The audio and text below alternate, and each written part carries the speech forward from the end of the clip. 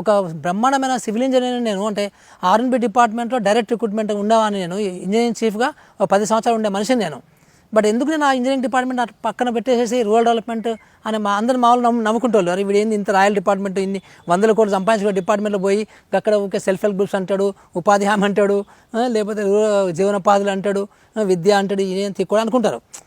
నా సాక్రిఫైస్కి మా ఇంట్లో తెలుసు, మా కుటుంబాలకు తెలుసు, మా ఫ్రెండ్స్కి తెలుసు ఏంటనేది. క్విట్పోలేదు, గడద గుడ్డు లేదు.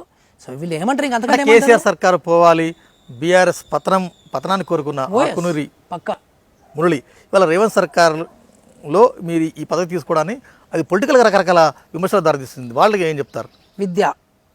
విద్య ఆ రోజు మీరు నేను అడిగాను, అక్కడ కలెక్టర్ నుంచి బయటకు వచ్చిన తర్వాత డైరెక్టర్ స్కూల్ ఎడ్యుకేషన్ పోస్ట్ ఖాళీగా ఉంది, 1 year ఖాళీగా పెట్టండు ఈ దుర్మార్గుడు. సో నేను వెళ్ళి కడియం సిఆర్ని వాళ్ళ ఇంట్లో అడిగాను, సార్ ఆ పోస్ట్ ఖాళీగా ఉంది కదా నాకు ఇవ్వండి, నేను ఇస్తే నేను కొంచెం దీన్ని మంచిగా నాకు ఇంట్రెస్ట్ కదా, ఇది చాలా ఇంట్రెస్ట్ కదా అంటే, సార్ నేను మాట్లాడతా మురళి అన్నాడు. కడియం సిఆర్ వెళ్ళాడు. సో మాట్లాడి మనకు చెప్పండి లేదు పెద్ద ఆయన ఒప్పుకోవటం లేదని. ఎందుకు ఒప్పుకోలేదు? అది ఒప్పుకొని విద్యను బాగు చేద్దామని నన్ను ఇన్వాల్వ్ చేస్తే ఇంత పరిస్థితి వచ్చేదా?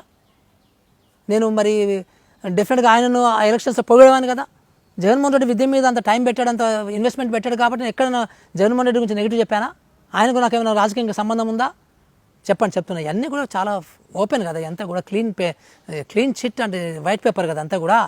సో ఆయన వాళ్ళ దగ్గర తప్పు పెట్టుకొని మొత్తం విద్యా వ్యవస్థను నాశనం చేసుకుంటూ ఈరోజు మురళిని విద్యకు సంబంధించిన కమిషన్కి పెడతానంటే క్విట్పో ఎట్లా అవుతుందండి? విద్యను ఇప్పుడు ఎందుకు మీకు అన్ని వర్గాల నుంచి కూడా ఎక్సెప్ట్ టీఆర్ఎస్ అన్ని వర్గాల నుంచి ఎందుకు పాజిటివ్గా వస్తుంది? నాకు చాలామంది ఫోన్ చేసి చెప్తున్నారు, పెద్ద వాళ్ళు కూడా. అసలు ప్రజలందరూ బాగా ఎక్కువ ఆస్పిరేషన్స్ ఉన్నవి, మీరు మిమ్మల్ని అనగానే ఏదో ఊహించుకుంటున్నారు వాళ్ళు. మరి ఎట్లా మురళి నేను అంత చేయగలుగుతాను, ఈ ఆస్పిరేషన్స్ నువ్వు ఫుల్ఫిల్ చేయగలుగుతాను అని కూడా అంటున్నారు. ఎందుకు అంత వచ్చింది? ప్రజలు గమనిస్తున్నారు కదా.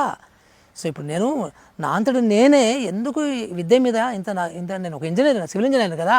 సో దాని తర్వాత నేను రూరల్ డెవలప్మెంట్ ఎక్స్పర్ట్ని, దాని తర్వాత వేజ్ ఎంప్లాయ్మెంట్ ఎక్స్పర్ట్ని, దాని తర్వాత రూరల్ లైవ్లీహుడ్స్ ఎక్స్పర్ట్ని, తర్వాత లాస్ట్లో మీ గురించి తెలిసిన కానీ బీఆర్ఎస్ నుంచి వస్తున్న బలమైన ప్రశ్న సహజం కదా. కేంద్రానికి కాదు కదా, బీఆర్ఎస్ మీద నేను నెగిటివ్గా పనిచేశానని పక్కా అందరికీ తెలుసు. నేను ఇప్పుడు ఓపెన్గా చెప్తున్నాను, ఎప్పుడు చెప్తాను అది నేను.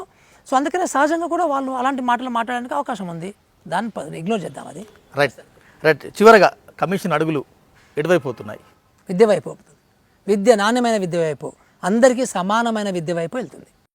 అంటే కమిషన్ ఎంటర్ మీరు మీ మెంబర్స్ అంతా కూడా ప్రాక్టికాలిటీ అంటే నాణ్యమైన గుణాత్మకమైన విద్య కోసం అంటే ప్రాక్టికల్గా ఏం చేయబోతున్నారు? ప్రాక్టికల్గా సమస్యల్ని ఐడెంటిఫై చేస్తాము, గుర్తిస్తాము, వాటికి పరిష్కారాలను గుర్తిస్తాము. సో వాటి యొక్క అమలు వ్యవస్థను ఎట్లా ఉండాలనేది ఒకటి ఏం చేస్తాము. ఈ మూడింటిని దృష్టిలో పెట్టుకొని పనిచేస్తాం.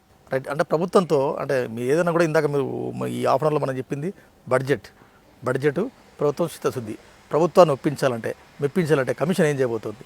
ఫస్ట్ డిజైన్ ఒకటి, ఇది ఈ రకమైన డిజైన్ ఉంటే బాగుంటుంది, సో దీనివల్ల ఇన్ని సమస్యలు తగ్గుతాయి అని మనం చెప్పినప్పుడు ఆ డిజైన్ అప్రూవ్ చేస్తే గవర్నమెంట్, ఇప్పుడు గవర్నమెంట్ సబ్ కమిటీ ఒకటి వచ్చింది. సో 3 మంత్రులతో సబ్ కమిటీ ఉంది. సో ఆ సబ్ కమిటీ వాళ్ళు కూడా మేము చేసినటువంటి ఈ రికమెండేషన్స్ని న్యాచురల్గా వాళ్ళు కూడా పొలిటికల్ యాంగిల్తో సహా అన్ని నిర్ణయించుకుంటారు కదా.